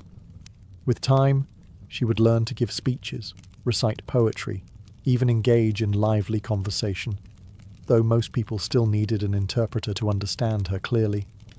But that didn't matter, because Helen Keller had done what even optimists thought impossible. She gave sound to silence. She had no memory of hearing her own voice. And yet, she had created one, with breath, muscle, and pure defiance. She had found her voice, and she would spend the rest of her life using it. By her mid-teens, Helen Keller had already achieved more than most people expected in a lifetime. But she wasn't content with being a miracle. She wanted to be educated, truly, formally, completely. So she set her sights on something no deaf-blind person had ever attempted: college. The decision stunned people. Some admired it, others mocked it. But Helen didn't care. She enrolled at the Cambridge School for Young Ladies, a prep school for women aspiring to attend Radcliffe College, the sister school to Harvard. It was grueling. Anne Sullivan attended every class with her, spelling entire lectures into Helen's hand, letter by letter, hour after hour. Imagine taking notes when you can't see the blackboard, can't hear the professor, and must absorb every word through touch. Every textbook had to be transcribed into Braille. Every test dictated, word by painstaking word. Helen studied Latin, French, algebra, geometry, philosophy, history, literature. Her days were long, her nights even longer. She often went to bed with sore hands and a spinning mind. There were moments of pure frustration, tears, exhaustion, even doubt. But she never gave up. She was accepted into Radcliffe College in 1900. Suddenly, she wasn't just a student. She was a symbol. Newspapers followed her story. Photographers tried to capture her studying, reading, writing. People wanted to see the blind girl with a mind. But Helen didn't want to be a spectacle. She wanted to learn, not as a novelty, but as an equal. At Radcliffe, she continued her intense studies, even as administrators remained skeptical. Some professors doubted her intelligence. Others found Anne Sullivan's constant presence distracting. But Helen pressed on, proving her intellect over and over. In 1904, at age 24, Helen Keller graduated cum laude from Radcliffe College, the first deaf-blind person in the world to earn a college degree. She had taken on academia without sight or sound, and won. But it wasn't just a personal triumph, it was a public declaration that disability did not mean inability, that the human spirit, given a chance, could outshine every limitation. And Helen was just getting started, now educated, articulate, and ready to change the world. She turned toward a new battlefield: activism. Helen Keller could not hear a crowd cheer or see her name in print, but she could feel injustice, and she refused to be silent about it. With her education complete, Helen stepped into a new role, not as a student, but as a fighter. A voice for the unheard, a symbol for those the world ignored. She became a fierce advocate for the blind and the deaf, but she didn't stop there. Helen took on poverty, women's suffrage, racism, child labour, and workers' rights. She criticised powerful corporations, supported birth control, and even spoke out against war. People expected a quiet, delicate woman. What they got was a political firestorm. She joined the Socialist Party in 1909, arguing that capitalism was crushing the poor while the rich prospered.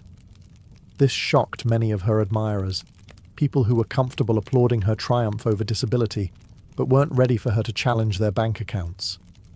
When someone accused her of being misled, she replied, "It is true that I am blind and deaf, but I am not blind to social injustice, nor deaf to the cries of the suffering." She gave lectures around the country, sometimes with Anne Sullivan beside her, interpreting her words. She met world leaders, presidents, authors, and revolutionaries. She was blunt, brilliant, and impossible to dismiss. She campaigned for the American Foundation for the Blind, helping to raise awareness and funding across the nation. She testified before Congress, lobbied for Braille books in libraries, and championed equal education for the disabled. And she wrote books, essays, columns, letters. Her pen was a sword, and she wielded it without fear. In the public eye, she was a paradox, a woman who couldn't see or hear, but who saw more clearly than most, and who spoke more powerfully than those with perfect voices. She demanded dignity, not just for herself, but for the marginalized, the voiceless, the forgotten. And though many disagreed with her politics, no one could ignore her presence. Helen Keller had once lived in a world without words. Now, her words were changing the world. As Helen Keller grew older, the world grew louder in its admiration. She had become a global icon, a symbol of courage, intellect, and boundless will. From Tokyo to Cairo, from Washington to Moscow, her name meant something powerful: hope. She traveled the world, over 35 countries, advocating for the blind and the disabled. Crowds gathered just to see her walk onto a stage. Heads of state bent to shake her hand. Children reached for her, eyes wide, as if touching her might pass on some of her fire. And yet, behind the applause, there was always shadow. Anne Sullivan, her companion, teacher, and best friend, began to lose her health in the 1920s. For decades they had been inseparable, two souls fused by struggle and love. But in 1936, Anne passed away. Helen was devastated. She had known darkness. She had known silence. But this, the silence left by Anne's absence, was different. It was deeper. And still, she continued. She found support in Polly Thompson, who became her new interpreter and companion. Together, they continued the mission. Public speaking, fundraising, lobbying, writing. Helen didn't slow down, not even in her 70s. In 1948, she toured Japan after World War II, meeting wounded soldiers, children in ruined schools, and people who had lost everything. Her presence gave them more than comfort. It gave them a glimpse of what survival looked like when everything else had failed. She received dozens of honors, including the Presidential Medal of Freedom, one of America's highest civilian awards. Universities gave her honorary degrees.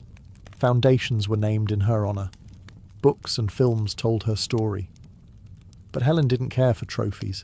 She cared that blind children had books, that deaf adults had jobs, that people who once felt invisible now felt seen. Even as her own health declined in her final years, she continued to write letters, dictate messages, and support causes she believed in. She once said, "Although the world is full of suffering, it is also full of the overcoming of it." She had lived both sides of that sentence, and through it all, she remained, fully, fiercely, herself. On June 1st, 1968, at the age of 87, Helen Keller passed away in her sleep. She died peacefully in her home in Connecticut, a woman once locked in silence and darkness, now mourned across the world by presidents, poets, activists, and everyday people who had never even met her. But death could not silence her. Helen had become more than a person. She had become a force, a symbol of what the human spirit could do when handed the worst and still daring to rise. Born into a world that offered her nothing, no sight, no sound, no voice, she created a life that left nothing untouched. She helped rewrite how people viewed disability. She shattered the idea that blindness meant helplessness, or that deafness meant ignorance. She proved that communication isn't limited to ears or eyes. It comes from the soul. She wrote 14 books, gave hundreds of speeches, and met every US president from Grover Cleveland to Lyndon B. Johnson. She changed laws. She changed institutions. But most of all, she changed minds. Her life wasn't easy, and she never pretended otherwise. She faced illness, rejection, grief, and public criticism. But she never let those things define her. Instead, she defined herself, loudly. She once said, "I am only one, but still I am one. I cannot do everything, but still I can do something." And what she did was reshape history. Today, schools bear her name. Statues stand in her honor. Her books are still read. Her quotes still passed between people in need of strength. And in moments when life feels too heavy, when silence seems too loud, when darkness seems to stretch endlessly, her legacy reminds us. There is always a way through. You may not see it, you may not hear it, but you can be it. Helen Keller never saw a sunrise, she never heard applause, but she taught the world how to listen, and that's a voice that never fades. Long before runways and designer tags, fashion began where civilization did, with sunlight, sand, and the struggle to survive. In ancient Egypt, fashion wasn't just practical, it was sacred. With the Nile as their mirror and the desert as their backdrop, Egyptians draped themselves in linen, light, breathable, and born from the flax that grew along the riverbanks. But it wasn't just about beating the heat. Clothes were spiritual, symbolic.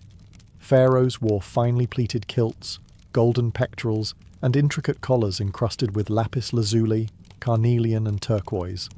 Every colour meant something. White for purity, green for fertility, blue for the gods. The more detailed the weave, the more divine your status. Even children went unclothed until puberty, their innocence worn openly, while the elite were wrapped like living statues, their garments reflecting order and cosmic balance. Across the Fertile Crescent, in Mesopotamia, fashion served a similar dual purpose: protection and prestige. Men wore woolen skirts tied with belts. Women wore layered robes and veils, the earliest legal code to mention clothing. The Code of Hammurabi actually dictated who could wear what. Veils, reserved for noble women. Slaves, forbidden to wear them. Ancient India brought colour into the conversation. With hand-spun cotton and early silk, people wore saris, dhotis, and turbans dyed with plant-based pigments like indigo and madder root. Their textiles told stories of region, of ritual, of rhythm. The Indus Valley might not have left us volumes of written history, but its tiny terracotta figurines show hairstyles, jewellery, and textiles that speak across time. And then there was China, where silk wasn't just a fabric, it was a revolution. Legend says Empress Lezu discovered it when a silkworm cocoon dropped into her tea. By the time of the Shang dynasty, silk became a state secret, protected as fiercely as gold. Who wore silk? The elite, the rulers, the heavens' favourites. Even this early, fashion was never random. It separated kings from servants, priests from commoners, men from women, and sometimes mortals from gods. The shape of a robe, the twist of a belt, the colour of a thread. Fashion was language before writing, art before galleries, and long before anyone said, "Look at me," clothes already had the world's attention. In the marble halls of Athens and on the crowded streets of Rome, fashion became philosophy and a uniform of identity. The ancient Greeks favoured balance in all things, in architecture, in thought, and in the folds of their garments. Men wore chitons, rectangular linen garments pinned at the shoulder and belted at the waist. Women draped themselves in peploi or Himation cloaks, graceful folds of fabric that transformed the body into a living sculpture. Sandals were simple, hair was styled with restraint, and jewellery, though present, was always in service to harmony. To the Greeks, beauty was moral, simplicity meant virtue, ornamentation was fine, as long as it didn't shout. But then came Rome, and Rome never whispered. Roman fashion was about spectacle, power, class. Where the Greeks draped, the Romans layered and legislated. The toga, made from a single piece of wool up to 20 feet long, became the ultimate Roman status symbol. Not everyone could wear one, only male Roman citizens, and even then, there were rules. There was the toga virilis for adult men, the toga praetexta with a purple stripe for senators and magistrates, and the toga picta, embroidered with gold and reserved for emperors and victorious generals. Each type was a costume of authority. Beneath the togas, everyone wore tunics, the t-shirt of the ancient world. Simple, knee-length for men, ankle-length for women. But even tunics told stories. A wealthy Roman might wear a tunic woven from Egyptian linen or dyed with rare murex purple, a colour so expensive it was worth more than gold. Women's fashion in Rome was equally coded. The stola marked a married woman. The palla, a cloak-like shawl, offered modesty and movement. Hair was curled, braided, piled high and sometimes adorned with gold or ivory pins. Fashion wasn't just about beauty. It was a message of fertility, virtue, and social belonging. Even slaves had a fashion role, defined by what they couldn't wear. In both Greece and Rome, clothing didn't just protect the body. It displayed your rank, your role, your citizenship. Every fold, every fabric, every colour was a declaration. You didn't just wear a toga, you wore the state. While Rome wrapped itself in wool and Greece in linen, Asia was spinning something far more luxurious: silk. The Silk Road was more than a trade route. It was a fashion superhighway. Stretching from China to the Mediterranean, it carried not just goods, but ideas, fabrics and styles that would shape centuries of dress. At the heart of it all was China, where silk wasn't just an export. It was a symbol of imperial control. For centuries, the knowledge of silk production was guarded like a state secret. Only royalty and high-ranking officials were allowed to wear the most refined silks, dyed in colours reserved for emperors, like the brilliant, near-mythical imperial yellow. Chinese robes, especially under the Tang and Han dynasties, were masterpieces of structure and symbolism. Embroidered dragons, phoenixes and clouds weren't just decoration. They were spiritual markers of rank and destiny. A person's robe said more than a scroll ever could. Further west, in India, fashion took a different turn, bold, colourful and sensually draped. The sari, still worn today, dates back thousands of years. Woven from fine cotton and silk, dyed with indigo and turmeric, saris weren't just beautiful, they were regional fingerprints. A woman's fold, fabric and border could reveal where she was from, her caste, her status. Meanwhile, in Japan, elegance met armour. During the Heian period, nobles wore layered silk robes called junihito, their sleeves and collars revealing carefully coordinated colours, a kind of poetic fashion code. But as the samurai class rose, fashion turned toward function and symbolism. Enter the kimono. Worn by both warriors and commoners, the kimono became a garment of layered meaning, its fabric, weave, and design communicating season, occasion, and even political loyalty. The samurai's kimono was sometimes worn beneath armour, its crest boldly announcing clan allegiance. For geisha and courtiers, kimono sleeves became canvases for art. Asian fashion balanced tradition with refinement, restraint with richness. Every pleat, pattern and stitch was deliberate. And as fabrics flowed along the Silk Road, Asia quietly taught the world something vital. That clothing wasn't just about protection or pride, it was culture, sewn into skin. In medieval and Renaissance Europe, clothing was not just what you wore, it was who you were. From castle halls to candlelit courts, fashion became a chessboard, where every thread was a move, and every outfit a declaration of power, virtue, or rebellion. During the Middle Ages, clothing was rigidly tied to class. The poor wore coarse wool and undyed linen. The rich? They turned themselves into walking tapestries. Fur-lined cloaks, jewel-studded belts, and elaborate brocades signalled wealth and piety in equal measure. Dyes were everything. A deep blue meant wealth. A true scarlet, reserved for royalty and cardinals. And then came sumptuary laws, literal legal codes that dictated what you could or could not wear based on your social rank. If you dared to wear silk without noble blood, that wasn't a fashion crime. It was an actual crime. In Renaissance Italy, fashion became an art form. Florence and Venice led the way, creating garments so opulent they seemed to defy gravity. Men wore puffed sleeves and slashed doublets. Women donned velvet gowns with rigid bodices and embroidered sleeves that whispered stories of family lineage and political power. It was no coincidence that during this time of intellectual rebirth, fashion became intensely theatrical. The more fabric you wore, the less you were expected to work. It was a silent performance of status. Look how much I can afford to waste. Then came the corset. Originally worn for posture and modesty, it evolved into a tool of silhouette control, cinching waists, lifting busts, and eventually becoming a symbol of both feminine elegance and restraint. The ideal woman's body became an architectural achievement. And in the grand courts of France and England, fashion reached dizzying new heights, literally. With towering wigs, ruffled collars, and dresses that required scaffolding underneath, women moved like chandeliers. And men? Just as dramatic, with tights, jewels, codpieces, and shoes that curled like punctuation marks. Fashion was power. A courtier's gown could curry favour or ruin reputations. To be seen was everything. To be seen incorrectly, dangerous.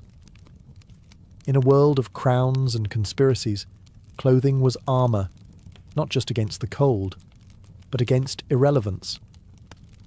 By the 17th century, European fashion had become a spectacle of excess. At the French court of Louis XIV, fashion wasn't just a pastime, it was policy.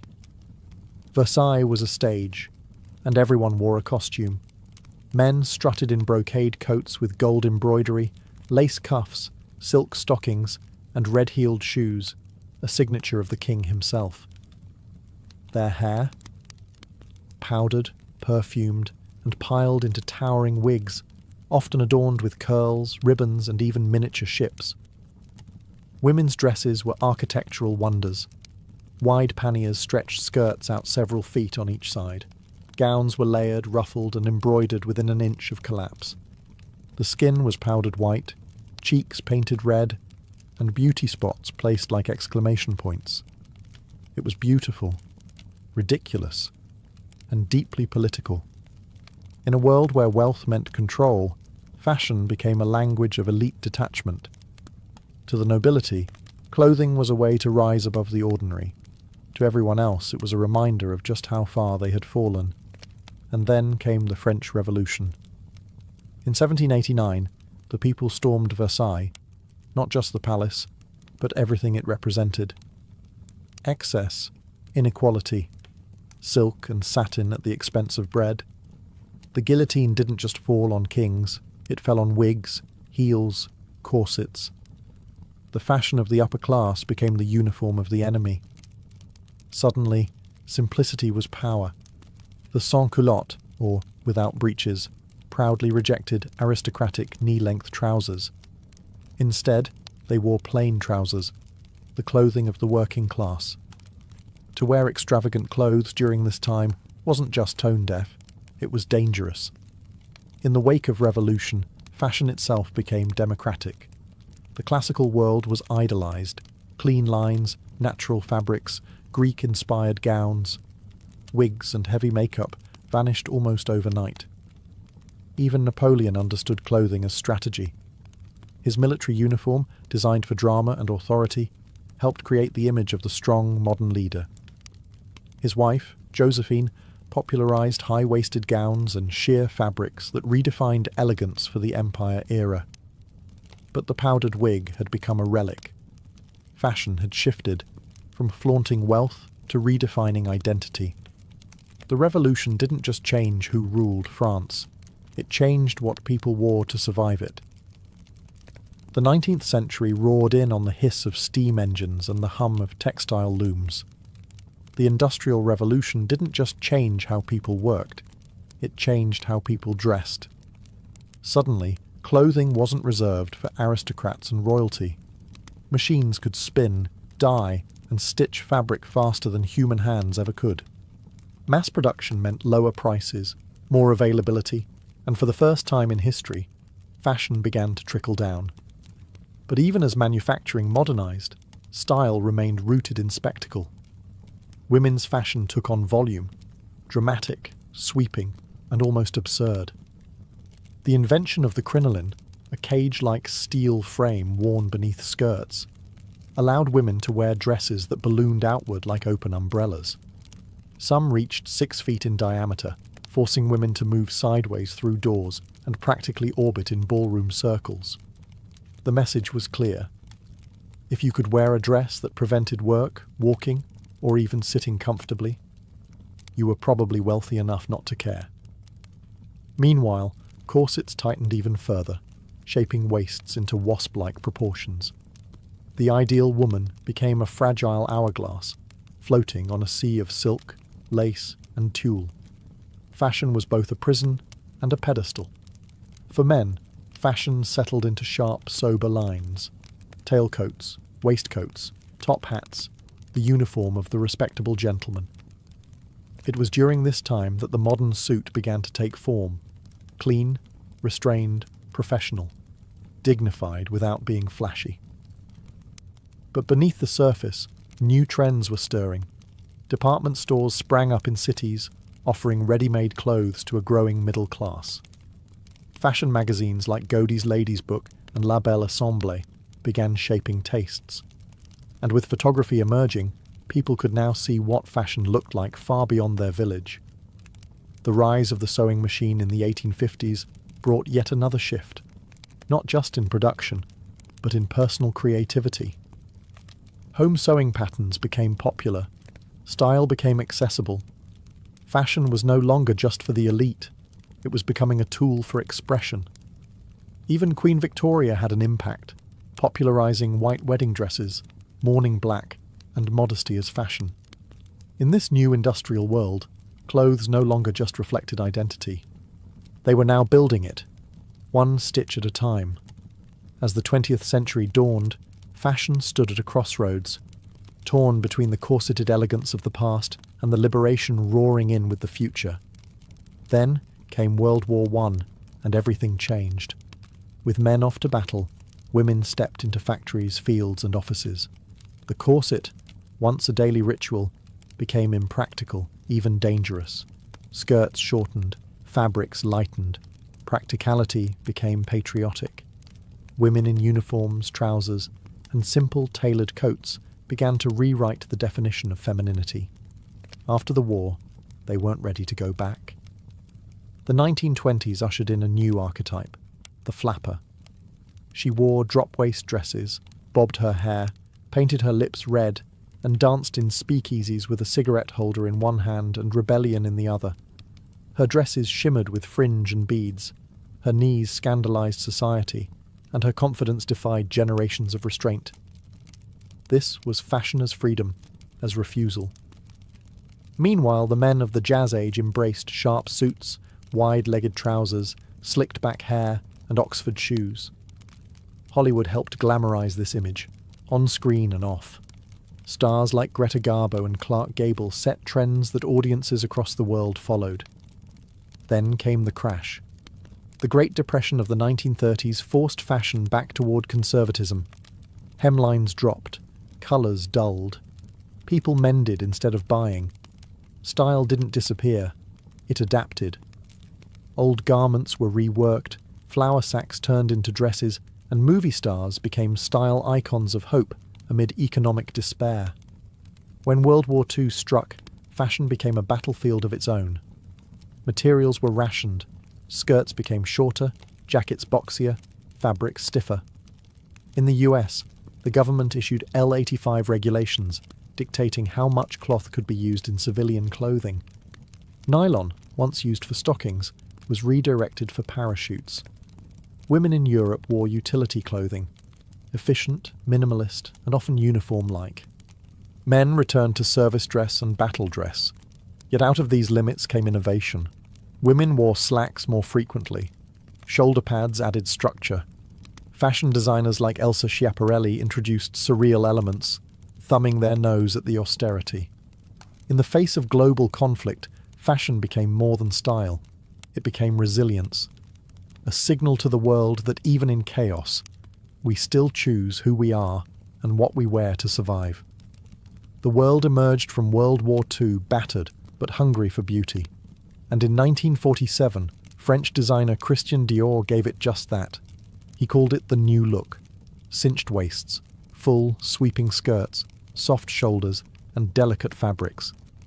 It was a dramatic return to opulence, a celebration of femininity, luxury, and control. For many women, it felt like breathing again after years of rations and uniforms. But not everyone applauded. To some, the new look was a step backward, a return to restrictive ideals after decades of progress. The tension between tradition and transformation would define fashion for decades to come. In the 1950s, American suburbia embraced clean-cut style. Pearls and pencil skirts, grey flannel suits, and everything ironed to perfection. But underneath the polished surface, rebellion was brewing. Teenagers, a newly defined demographic, began rejecting their parents' look.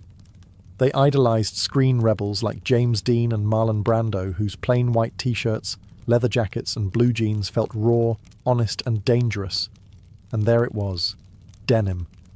Once a symbol of the American working class, denim became the uniform of youth rebellion. It wasn't fashion made for you, it was fashion you claimed. Then came the 1960s, and the revolution wasn't just televised, it was worn. London's mod culture gave birth to slim suits, mini-skirts, and bold prints. The hippies embraced embroidery, bell-bottoms, and second-hand chic. Fashion became political. Anti-war, anti-establishment, anti-everything that came before. By the 1970s, the lines had blurred. Haute couture still thrived, but streetwear had found its voice. Music drove fashion, from disco sequins to punk's torn shirts and safety pins.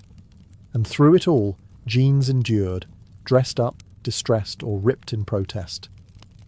Designers like Yves Saint Laurent and Vivienne Westwood understood the shifting tide. Fashion was no longer dictated from the top down. It was now a two-way mirror, reflecting and shaping the world all at once. Clothes were no longer just about class or gender. They were about attitude, identity, resistance. From Dior's silks to Levi's denim, fashion had become something new entirely. Not just what you wore, but who you were. As the 20th century ended, fashion shed its final skin. It stopped asking, what should we wear? And started asking, who are we? The 21st century began with a new energy, one driven by identity, diversity, and the rise of the digital age. Fashion was no longer ruled by seasonal trends whispered in the halls of Paris and Milan. Now it pulsed through Instagram, TikTok, and street corners in Seoul, Nairobi, and New York. Trends were global and instant. A teenager with a smartphone could spark a movement faster than a runway ever could. The rise of fast fashion made style more accessible than ever before. Brands like Zara, H&M, and Forever 21 churned out catwalk-inspired clothes at lightning speed. But it came with a cost. Environmental damage, exploitative labour, and a growing awareness of fashion's dark side. In response, sustainability became a new standard. Designers started rethinking materials, waste, and responsibility. Thrift stores surged. Upcycling became cool. Capsule wardrobes and buy less, choose well became mantras. But the real revolution? It was representation. For decades, fashion favoured one body type, one skin tone, one ideal. But now, the industry is changing. Designers are casting models of all races, sizes, genders, and abilities. Runways feature hijabs, wheelchairs, vitiligo, and drag. What once existed on the margins now walks center stage. Fashion became a battleground for cultural conversations. Think Black Lives Matter slogans on couture gowns, pride parades with high heels and glitter as protest armor. Indigenous designers reclaiming traditional patterns as a statement of survival. Gender, no longer a cage. From androgynous tailoring to skirts on the men's racks, the binary boundaries of fashion began to blur. Icons like Billy Porter, Harry Styles, and Zendaya wore clothes not as statements, but as freedom. And in the metaverse, avatars strut in outfits that can't even exist in real life. Digital fashion, no fabric, no waste, just pixels and imagination, is becoming its own frontier. Fashion now lives everywhere, and it belongs to everyone. What began as linen in ancient Egypt has become a global language, one that can whisper tradition, scream rebellion, or simply say, "This is me." Because in the end, fashion isn't just what we wear. It's how we show the world who we are.